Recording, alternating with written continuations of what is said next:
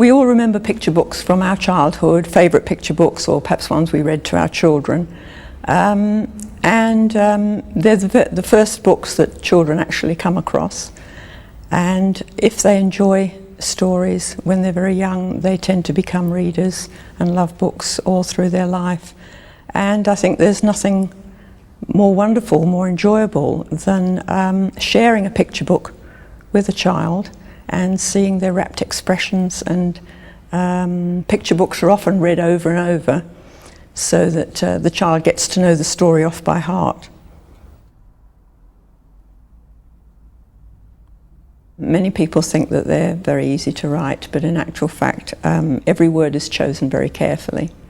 They have to have a certain poetic rhythm to the text.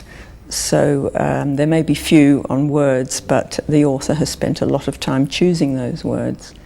They are expensive to produce. They're large format. They're hardback, generally in hardback first, and coloured illustrations on every page, which makes the production costs high. So the publisher has to be sure that they're going to sell enough books to make it financially viable.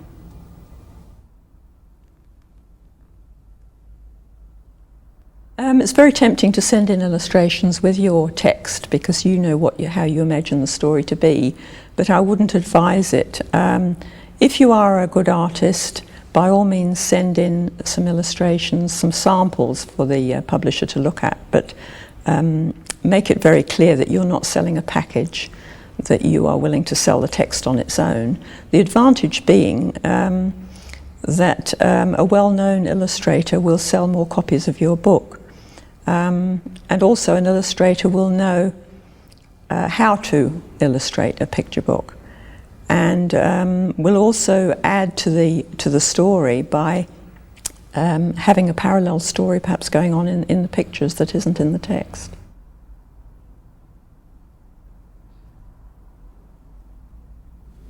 Children do love rhyme and any play on words, and it is fun to write. It's very tempting to write picture books in rhyme. The disadvantages are that you have to be very good at it to do it well. And the other thing is that because of the high production costs of picture books, publishers in this country often have to collaborate with foreign publishers to share the cost. And of course, rhyme doesn't translate, or is difficult to translate.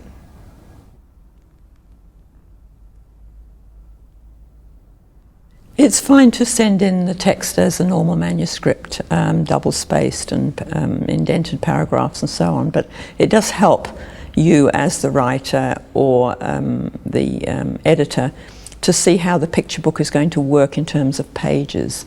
And so it's advisable to paginate it, which means numbering the pages and thinking about what's going to go on each page.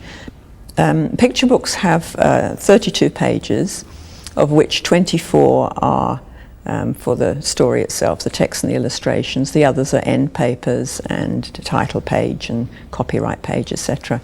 So you have to think of the book in terms of the 24 pictures and how your story is going to work out, having a surprise over the page and not on the same page, for example.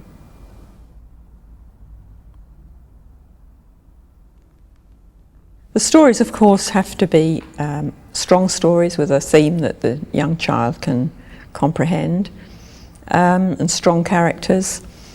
The stories are short and appear simple, but nevertheless they're real stories. They have a beginning, a middle and an end.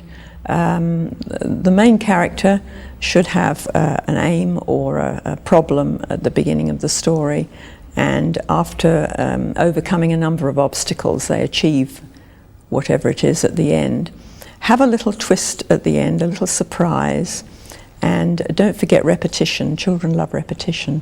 Also, because an adult will be reading it probably many times, put something in, a little joke or a little reference or a pun for the adult's benefit as well.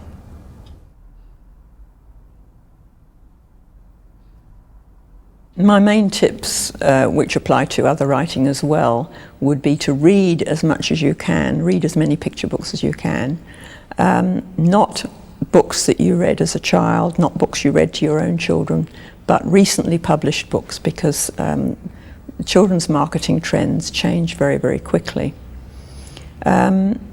Send for publishers' catalogues, be aware of what publishers are producing.